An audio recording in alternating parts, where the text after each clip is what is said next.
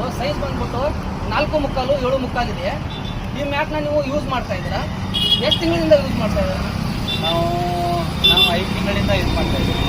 ನನ್ನ ಫ್ರೆಂಡ್ ಒಬ್ಬರು 2 ವರ್ಷದಿಂದ ಈ ಸುಪ್ರೀಂ ಮ್ಯಾಟನ್ನು ಅವ್ರು ಯೂಸ್ ಮಾಡ್ತಾ ಇದ್ದಾರೆ. ಅವರನ್ನು ನೋಡಿ ನಾವು ಯೂಸ್ ಮಾಡ್ತಾ ಇದ್ದೀವಿ.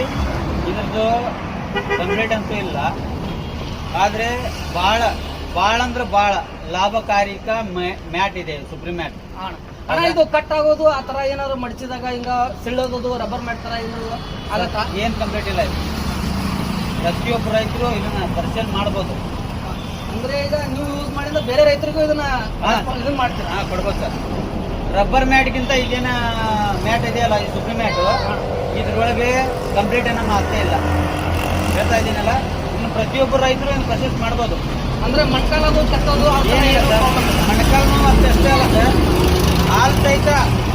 ಇವಾಗ ನಿಮ್ಮ ಆಕಳು ರಬ್ಬರ್ ಮ್ಯಾಟ್ ಮಲಗಿದಾಗ 1 ಲೀಟ್ರ್ ಕಡಿಮೆ ಕೊಟ್ಟರು, ಈ ಸುಪ್ರೀಂ ಮ್ಯಾಟ್ ಒಳಗೆ ಮಲ್ಕೊಂಡ್ರೆ ಅಗದಿ ಆರಾಮವಾಗಿ ಅರ್ಧ ಲೀಟ್ರ್ ಆಗಲಿ 1 ಲೀಟ್ರ್ ಹಾಲಾಗಲಿ ಹೆಚ್ಚುವರಿ ಕೊಡ್ಬೋದು. ಅಂದ್ರೆ ಡೈರಿ ಫಾರ್ಮಿಗಳಿಗೆಲ್ಲ ಯೂಸ್ ಮಾಡೋಕ್ಕಿಂತ ಹೋಮ್ ಮ್ಯಾಟ್ ಯೂಸ್ ಮಾಡೋದು ಹೆಚ್ಚು ಅಂತ ಹೇಳ್ತೀವಿ. ರಬ್ಬರ್ ಮ್ಯಾಟ್ ಏನಿದೆಯಲ್ಲ ಸರ್, ಪ್ರತಿಯೊಂದು ಕಟ್ ಆಗುತ್ತೆ. ಈ ಮ್ಯಾಟ್ ಕಟ್ ಆಗಲ್ಲ, ಯಾವುದೇ ಕಾರಣಕ್ಕೂ ಕಟ್ ಆಗಂಗಿಲ್ಲ.